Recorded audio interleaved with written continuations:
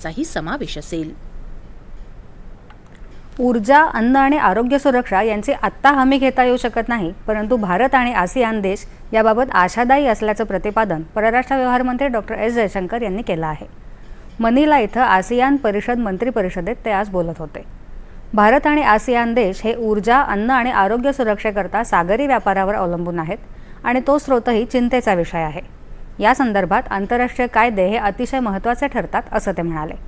2026 हे भारत आसियान सागरी सहकार्य वर्ष म्हणून साजरं होत आहे, त्यामुळे आपल्या अधिक स्थिर आणि सुरक्षित भविष्याकरता आपण काय करू शकतो याची आठवण आपल्याला होते।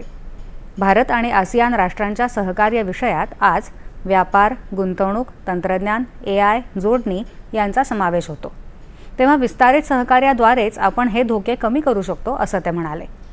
दरम्यान जयशंकर यांनी मनिला इथं अमेरिकेचे परराष्ट्र व्यवहार मंत्री मार्क रुबेरो यांची भेट घेतली आणि व्यापक वैश्विक धोरणात्मक भागीदारीविषयी चर्चा केली।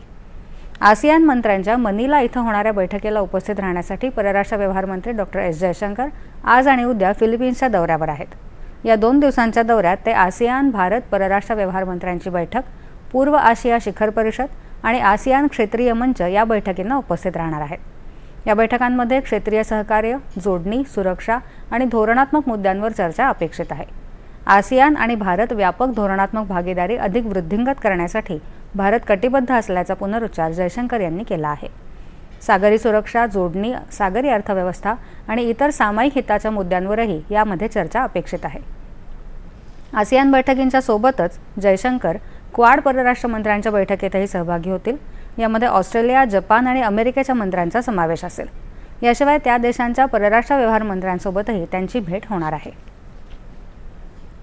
मुक्त आणि खुल्या भारत प्रशांत